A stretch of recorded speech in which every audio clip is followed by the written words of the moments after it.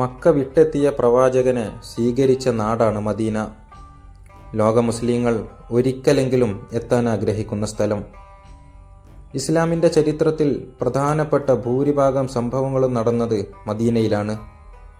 പുണ്യം ആഗ്രഹിച്ചുകൊണ്ട് സന്ദർശനം നടത്താൻ പ്രവാചകൻ പറഞ്ഞ 3 മസ്ജിദുകളിൽ ഒന്നാണ് മദീനയിലെ മസ്ജിദ് നബവി.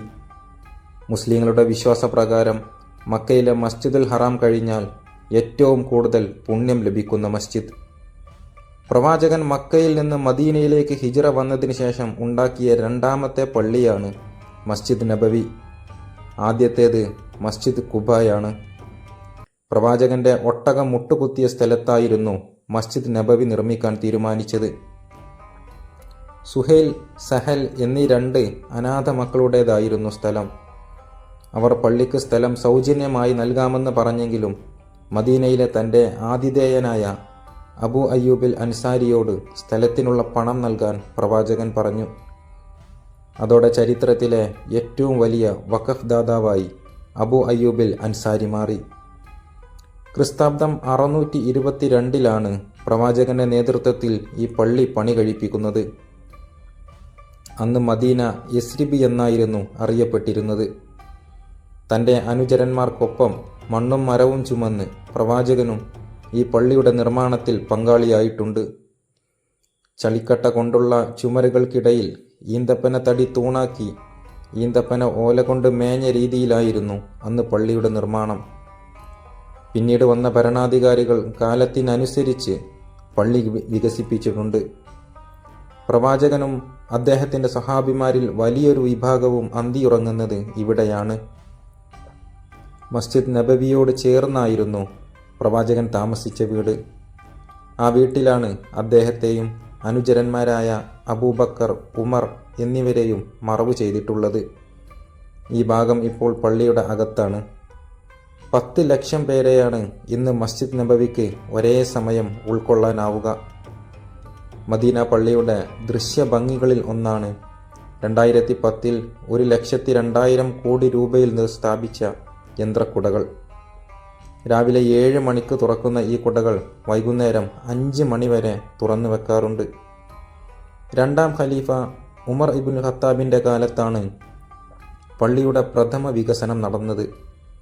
പിന്നീട് ഉമവിയ ഭരണാധികാരിയായിരുന്ന ഉമർ ഇബ്നു അബ്ദുൽ അസീസിൻ്റെ കാലത്ത് അന്ന് ലോകത്തെ ഏറ്റവും വലിയ മസ്ജിദുകളിലൊന്നായി മസ്ജിദ് നബവി പുതുക്കി പണിതു.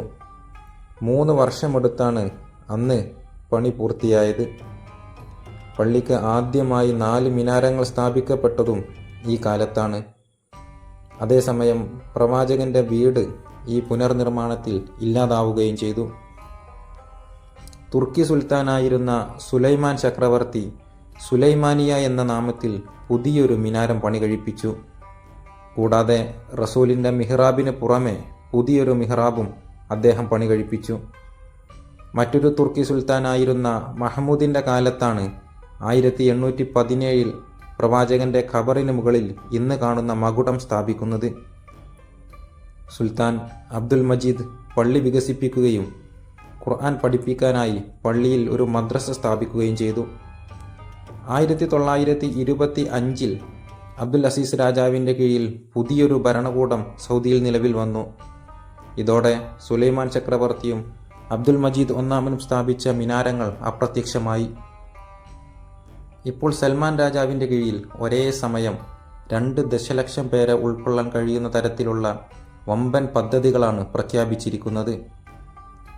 മസ്ജിദ് നബവിയിലെ AC സിസ്റ്റം ലോകത്തിലെ തന്നെ ഏറ്റവും വലുതും മികച്ചതുമാണ്. മസ്ജിദിൽ നിന്ന് 7 കിലോമീറ്റർ അകലെയാണ് 7000 സ്ക്വയർ മീറ്ററിൽ ലോകത്തിലെ ഏറ്റവും വലിയ വാട്ടർ കണ്ടൻസർ സ്ഥിതി ചെയ്യുന്ന ഒരു സ്റ്റേഷൻ പ്രവർത്തിക്കുന്നത്.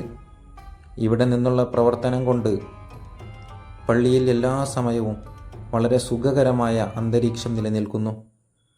3400 ടൺ കപ്പാസിറ്റി വരുന്ന 6 കൂളറുകളാണ് സെൻട്രൽ സ്റ്റേഷനിൽ സ്ഥാപിച്ചിട്ടുള്ളത്. ഒരു ഇടവേളകളുമില്ലാതെ മസ്ജിദിൽ സുഖകരമായ താപനില നിലനിർത്താൻ ഏറ്റവും അത്യാധുനിക സാങ്കേതിക വിദ്യകളാണ് ഉപയോഗിക്കുന്നത്. മസ്ജിദിൻ്റെ തൂണുകളിൽ ഘടിപ്പിച്ചിരിക്കുന്ന AC നെറ്റിലൂടെയാണ് തണുത്ത വായു പുറത്തു വരുന്നത്. പള്ളിയിൽ നിന്നുള്ള വായു തിരിച്ച് പൈപ്പുകളിലൂടെ സെൻട്രൽ സ്റ്റേഷനിൽ എത്തിക്കുന്നു. കേവലം നമസ്കരിക്കാനുള്ള ഒരു പള്ളി മാത്രമായിരുന്നില്ല പ്രവാചകന്റെ കാലത്ത് ഈ മസ്ജിദ്. അത് ഒരു ഭരണകേന്ദ്രമായും കോടതിയുമായെല്ലാം പ്രവർത്തിച്ചു. അങ്ങനെ മദീനയിലെ ഒട്ടുമിക്ക കാര്യങ്ങളും ഈ പള്ളിയെ കേന്ദ്രീകരിച്ചായിരുന്നു. ഒരു ആരാധനാലയം എന്നതിലുപരി ചരിത്രത്തിലുടനീളം ഭരണസിരാ കേന്ദ്രവും ഇസ്ലാമിക പഠന നിർവഹണ കേന്ദ്രവും നീതി നിർവഹണ കേന്ദ്രവുമൊക്കെയായിരുന്നു മസ്ജിദ് നബവി അഥവാ പ്രവാചകന്റെ പള്ളി.